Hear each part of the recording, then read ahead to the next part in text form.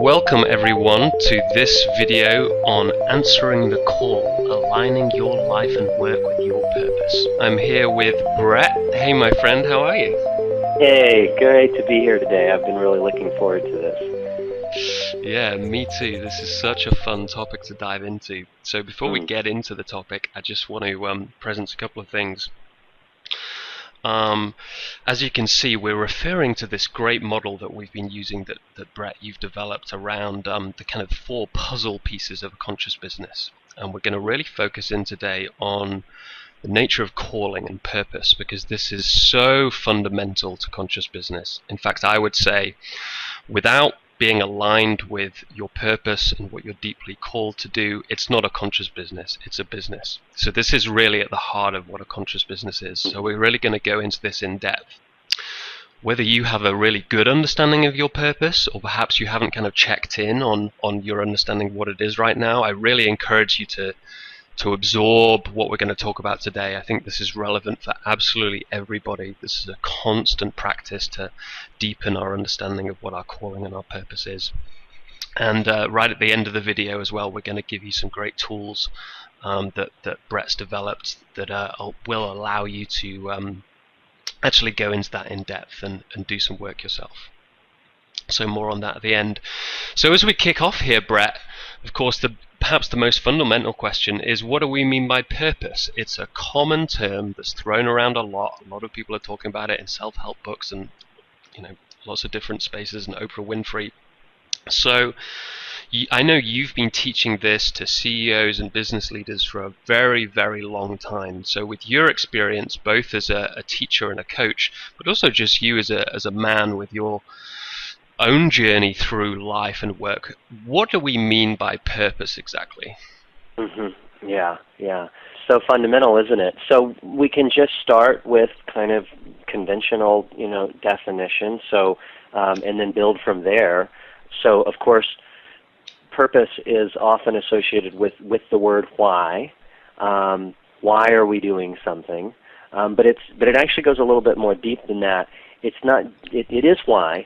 But it really goes all the way to reason for existence, right? So that's essentially purpose, reason for existence.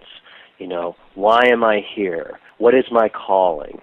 And of course, the next thing we could do is immediately recognize that there's 2 different ways to think of it. One is individual purpose. Why do I exist? What is my calling? Why am I here? And then there's the organizational purpose. As you just said a minute ago, a business that is not clear about its purpose, reason for existence, is probably not a conscious business, because that's one of the things that the business would be conscious of if it's a conscious business. And at the individual level, and we're going to focus a lot on both today, but we're going to dial in on what it means for you watching this video, and me and Ewan and our friends and colleagues. And I really think, I was reflecting on this yesterday, Ewan. I really think that for a human being born onto this planet, that knowing her or his purpose in life is a birthright. Every human being, I believe, every human being has the right to know, really know, why am I here? What is my calling? How can I make a difference in the world in a way that is really meaningful and in a way that's deeply satisfying, and that I can look back on my life and feel like my life mattered? The last thing I'd like to mention in terms of just presencing what do we mean by purpose is it sounds spiritual, and it is actually. In fact, the Buddha quote, "Your purpose in life is to find your purpose and give your whole heart and soul to it." Many people think of purpose, rightfully so, as it's a spiritual thing, and spirituality is a field of human endeavor that is concerned with the big questions. And so yes, it is spiritual, and yet it's certainly not religious the way that we're talking about it here. And as we talk about it in the conscious business movement, it transcends being spiritual to being very practical, and that's what we're going to explore today. It's not merely right brain and feeling and this inspiration. There's also a decidedly left brain dimension to it, where we can break it down and analyze it. And so it's both. It's both end. It's both spiritual and practical in business. It's both feeling and right brain and inspiration based, but it's also very kind of left brain and language based, and can be very precise. So let's explore together, Ewan, why purpose is so important. So can you speak to why purpose has been so important to you, and also why you think it's so important, that we really emphasize it in this video for people that are interested in conscious business? Yeah, I think it is so important. And I mean, one way for me to think about it, and yeah, I wouldn't necessarily have used the term purpose when I was 13 years old, but I was driven by existential questions of why am I here and what am I here to do, ever since I can remember thinking about life in general. And one of the kind of ways I think about it sometimes from one of my big teachers in life, it's the thing that you give a massive shit about before you have anything to say about it. It's kind of, there is something pre-given in there. There's something that's already in you, in your soul, if you want to talk about it, for example, in that Buddha quote. Mm-hmm. It's already there, and I think part of our mission, indeed, is to deepen our understanding of that purpose, which is a continual practice, and has been a continual practice for me and for you, I know. And then secondly, to align our life and how we actually manifest things and take action in the world with that purpose to greater and greater degrees. So I think for me, it sits right at the heart of kind of the reason for living, in a sense, and understanding why we want to be here on the planet. And then in this specific context, about how do we want to take that purpose and actually build something, build a legacy, build wisdom, build a gift that we want to give out into the world that doesn't already exist, that we feel deeply called to. So yes, for me, it really is at the very heart of what conscious business is. So let's go into, like you said, like, why is this important? So for the person watching this, so if you're watching this video and maybe you do have a really good understanding of what your purpose is, maybe you even have that articulated in a 1 or 2 sentence statement, or maybe you have a kind of sense of what it is, but you don't have anything written down, and it's a little bit more of a felt sense of what your purpose is. So for that person watching this right now, Brett, why is it so important in the context of work and business and building our own entrepreneurial endeavors? Why is aligning and understanding our purpose so important? Yeah, and man, I can speak to that, both from the more, kind of social sciences or academic or, literature point of view, which I won't go into detail about that too much, but I can also speak to it just from my own experience of going through life, trials and tribulations, having started a number of businesses, and not all of them successful, and personal relationships, and just all the journey of life. And for me, and my coaching clients, I've been a transformational coach and a CEO coach for 2 decades now, and so in my own life and in the work that I've done in the world with others, purpose may be kind of the most important thing to ground in, is source of meaning. And so I would say that knowing and living your purpose is without a doubt one of the greatest sources of meaning and fulfillment that a person can have. And today, for many of us, our basic safety and security needs are met in the modern world, in the postmodern world, and as you think about Maslow's hierarchy of needs, that's exactly what the higher needs are about, is about self-actualization and meaning and purpose and fulfillment. So it's hugely important on that level, but I would take it a step further, and I would just remind everyone watching this video that if you stop for a moment and think about it, knowing one's purpose, knowing one's calling, in a very kind of tangible, clear, visceral way, not as some abstract kind of theory, knowing one's purpose has actually been a source of inspiration and courage and even power for men and women throughout history.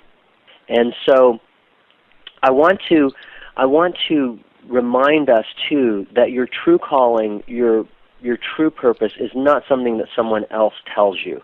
Unfortunately, there is the reality in life where there are people, teachers and folks that kind of have an agenda that would like to say they know what your purpose is. I believe that it's not something that someone else can tell you. I believe that it's something that you uncover. And as we talk about our methodology that we use in a few minutes, we'll get into that. It's already there, and we want to excavate it. We want to uncover it.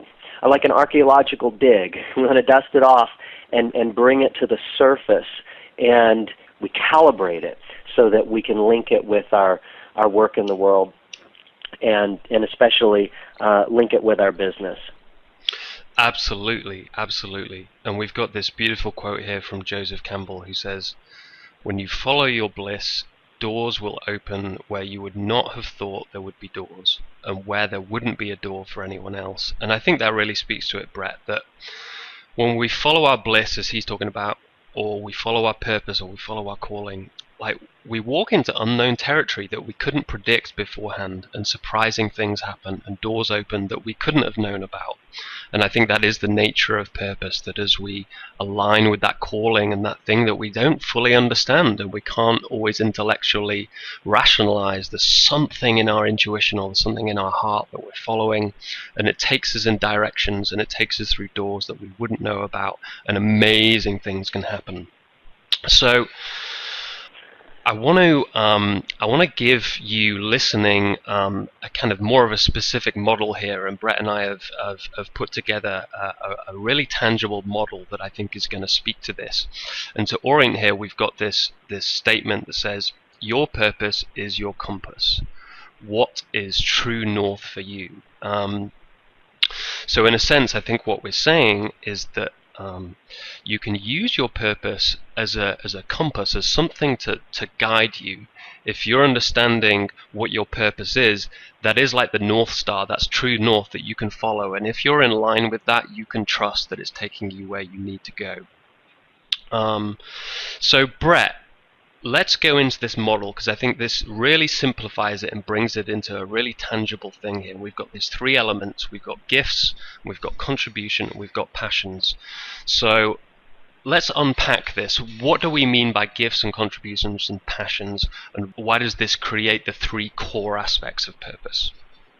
Yeah, this is something that kind of came to me about 15 years ago when I was, even before we started the Stagen Leadership Academy. In fact, I took my coaching client at that time, Rand Stagen, who later became my business partner, and we started the academy together. I took him through this very process. And as an integralist, interested in integral theory and kind of cross-disciplinary and integral disciplinary studies, one of the things that we do when we want to understand something is go and do a literature review. So an integral literature review. Let's look at what are all the folks out there that study this topic. What do they say? And what I saw, which was just so clear, and I'm just going to go clockwise around these three spheres. There's three schools of thought. There's the give your gift school of thought of life purpose, right? So most of us have come across this, and the idea here is that you have a gift. Some people say a God-given gift. You have a gift, or perhaps multiple gifts, and this school of thought says that one's purpose is to give that gift to the world, right? So that's the gift school of thought. And I'll come back to each one of these and give you some additional nuance as well as some questions and ways to dial in, as I've said before, and become even more and more kind of specific. So going just clockwise, we'll go to passions. So we've also all heard follow your bliss, right? So this school of thought in the literature around life purpose says that there's certain things that make you happy, and There are certain things that make you feel alive, and that's your calling, that's your purpose. You should just follow your bliss, and that will lead you, to a good life. And what some of you may be recognizing already, well, that is true that following your bliss is certainly a good idea. The Joseph Campbell quote spoke to that. When you follow your bliss, doors will open. And that's very true, but it's also kind of partial, because you can follow your bliss right into bankruptcy, right, Ewan? And I've certainly followed my bliss into business models that were ineffective and way, ahead of their time. And right. Another time we'll talk about some of those stories. We talk about some of those stories in some of our other calls. So yeah, you can follow your bliss right off a cliff too. So true but partial, right? So this is as we go along. Yeah. So there's the Give Your Gift school of thought of what purpose is. There's the Follow Your Bliss. I call it the Passions school of thought. True yet partial. And then finally, if we're just going clockwise around these circles, there's the Contribution school of thought. All right. So this school of thought says that once people get their basic kind of needs met for food and shelter and so on, especially if they do move up on the hierarchy of needs to invoke Maslow, that people ultimately feel a need to serve their fellow man. So this is the Contribution school of thought, that you should help others. Now that we've presenced kind of the three schools of thought, what I'd like to propose is a kind of definition for each that's integrally informed and that takes into account these different points of view. So let's start with gifts. So the definition that we would like to offer you for this model is gifts are those things that you naturally do well with little effort. So things you naturally do well. Naturally meaning you may have been doing this very, very well for a long time, maybe even all the way back to childhood. Now, some gifts come on later in life, and yet again, some of our core natural gifts, they were really evident. And they're partly a function of multiple intelligences, a function of, nature and nurture, both, genetic and environment. But they're just gifts that we have. The little effort's important too. When you are doing an activity where you're using one of your gifts, you can do it for long periods of time. You can almost do it all day, and it doesn't feel tiring or draining. You almost have an unlimited amount of energy for the thing that is really a natural gift. And let's move on to the definition of passions. So the way that we define passions are those things or activities that put you into flow and energize you. And so, I mean, Mahalaya Csikszentmihalyi's kind of definition of flow, put you into flow where, you kind of lose track of time, and there's just a real sense of happiness and joy, and that energize you. So these are things that at the end of the day, if you spent all day doing this, you would actually feel even probably more energy than when you started. So instead of depleting your batteries or running your batteries down, it charges your batteries. It's really energizing for you. It fills you up. And continuing to go clockwise to the next one, the definition of the way we use the term contribution in this model is the most meaningful form of contribution you like to have. And so I'm going to illustrate this. And I'm going to use a personal example. So the contribution for me is helping people reach more of their potential. So when I help people reach more of their potential, that is the most meaningful form of contribution that I can make. Pretty much. There's a couple of other things related to that, but if I had to put it at the top of the list, it's helping people reach more of their potential. That's what feels, really meaningful to me, and yet doing some others. So for a carpenter, that wouldn't be the case, but working with her hands. Or a comedian, making people laugh, but working with their hands not so much. For a musician, making beautiful music. Or a visual artist, creating beauty. As an entrepreneur, being creative in that way, solving problems perhaps. So as we now take all of this in, your gifts, the things you naturally do well with little effort, your passions, those things that put you into flow and energize you, And then the contribution, the most meaningful form of contribution, what we want to do is we want to take each one of them as an independent ingredient and get really clear. Yeah, Brett, absolutely.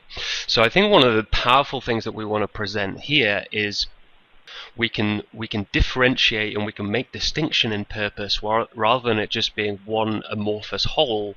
There's three distinct parts that you just outlined. We've got gifts, we've got passions, and we've got contribution.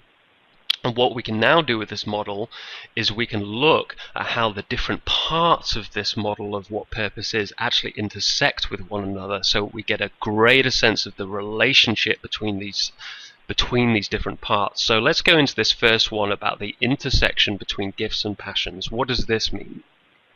Sure. So maybe you are using your gifts, so this is something that comes to you in this activity naturally, and you do well with a little effort, and you enjoy it. So here's the combination of gifts and passions. You do it naturally well, and you enjoy it, but this particular activity doesn't have a positive contribution that's very meaningful to you. You get a new customer, or answer a customer's customer service question, or you created a new document or something. So you're good at it, you enjoy it, but it's not fulfilling. And so that's what happens when you have the intersection of, in this case, two of the dimensions without the third. And you can see how the limitation happens. As we go around and look at these combinations, you're going to start to, if you're like most people who've gone through this model, discern the clarion call from the siren's call. What do I mean by that? So I'm using the term clarion call as your true calling. Like, this is your purpose, and if you answer that call and you're living your purpose, you get all these advantages that I just mentioned a minute ago. But the siren's call is a distraction, right? It can take you off your journey. It can be a distraction from your true purpose and fulfilling your mission, as our mythological example in the siren's call offers. And so we could find ourselves in this example of, it's something you're good at and it's something you enjoy, but you lack fulfillment. And after a few years, you're just not feeling fulfilled. You don't feel that your business and your occupation, your vocation is really meaningful. And then you're looking to do service work, and you're looking to do meaningful things in order to satisfy that, right? So let's move to the next combination. So here's an example of something that you enjoy doing in your work, in your career, in your vocation, with activities that you're involved with in whatever way you enjoy them. And they do have a positive impact. So something you enjoy and something that has a positive contribution, it's meaningful and satisfying, but you're not that good at it. It's not one of your natural gifts, and therefore, yes, you kind of enjoy it, and yes, it's having a positive impact, but you know what? Let's say that's part of your job description. That's part of your role in your small business or in your career, and yet it takes you longer to get it done, and there's more errors, and it's actually just not really that brilliant because it's not your natural gift. There's someone else who that's their natural gift. I mean, they're brilliant at that, way better at it than you, and so they should be doing that. And so this really has a huge effect for founders of small businesses, because a lot of times we are doing activities that we shouldn't be doing. They're a distraction. They're a siren's call instead of a clarion call. So let's move to the next intersection, the intersection of contribution and gifts. So these are things that are really satisfying. It feels really good to help people in this way. And to make a difference in this way. And you are naturally good at it. So maybe you're naturally good at math and accounting, and maybe you have a background, you went to school for that. And helping people, volunteering your time to help people with their accounting, for example, or small business or something like that. It is satisfying to help people in that way. But what if you actually don't enjoy it? You can be good at something and not be a passion. It not be something that really energizes you. And so there's an example of doing something that you're good at, you do well, you makes a positive difference, it's satisfying, but it's not a passion. And so once again, that can be a distraction. Now, I'm not saying these things are bad, because you're hitting on 2 of the 3 dimensions of purpose there. That's good, but that shouldn't be your main job, right? That shouldn't be your main role, your main job description. And maybe you do that, a certain amount of time each week or each day, but it shouldn't be the bulk of your focus, because again, it's only partial. And then now if we look at what represents the intersection of all 3 for you, and that's at the very center. That is what you want to really dial into. Now I'll use my own personal example. For me, it's coaching and teaching. Guiding, inspiring, helping people learn, helping people reach more of their potential. And so what I've tried to do, and Ewan can speak to this as well, is what I've tried to do is have my work as much as possible. It's not all every minute of every day, of course, but there is an intention to bring the intersection of all 3, gifts, passions, and contribution, into as much of my day and my business model and my vocation and my activities as I can, and strike a balance between this 3. So answering the call means living your purpose. And this work is about clarifying and aligning your life and work with your purpose. Yeah, absolutely, Brett. I think this is where we get into the real power of this model, and I guess the territory that this model points to, or the way of living our life that this model points to. That when we are getting clear about what our natural gifts are, what we're naturally passionate about, and what we really care about and what we want to make a contribution to, when we get clear about those things and find that intersection that you were speaking to, then aligning what we do and how we take action in the world with that, that's where the power is. That's where amazingly surprising things happen, and just stuff goes off the charts. People go into realms that you couldn't predict. It goes into like uber flow state, or creating real genius. And so we've got this quote here from Viktor Frankl, the famous Austrian psychologist, who says, "Success, like happiness, cannot be pursued. It must ensue. And it only does so as the unintended side effect of one's personal dedication to a cause greater than oneself." So in a sense, success or happiness, these things that we all want, like Frankl is saying, you can't aim straight for it. You can't get happy if you want to be happy, and you can't get genuine and authentic success if that's what you're aiming for. They're almost like a byproduct of living in alignment with your purpose, and like he says, of living with a dedication to something greater than oneself. So I would invite you all who are watching this video to really consider this, really think about these 3 elements that we've been presenting here. Which are the ones that you have a good understanding of? Which are the ones that maybe need some revising or need some deepening of your understanding? And then really look at how you want to align those 3 pieces with what you're actually doing. So I hope that what Brett and I have been presenting here is already getting you thinking more about your own purpose and how well you understand that, and how deeply your work is aligned with that purpose. So we've got a higher purpose toolkit for you that you can download right on this page below the video. What it's going to help you do is, first, it's going to help you clarify and distill these 3 areas that we've been talking about, so that you can go in depth into gifts, passions, and contribution, and really elucidate what those are for you in your life. And then secondly, it's going to help you more deeply understand how that model and how those 3 key elements are aligned with your work and your organization and your business. So I really encourage you, if you have the time and you want to go more deeply into it, download that so that you can go in there and put into practice all the things that we've been talking about today.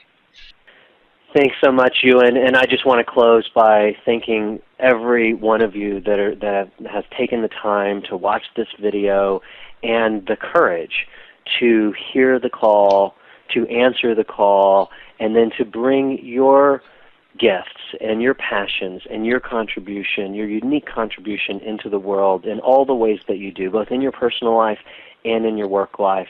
And I'm just proud to be a part of this community, and I'm delighted that you've connected with us, and I very much look forward to connecting with you more in the future. Bye for now. Beautiful. Thank you, Brett.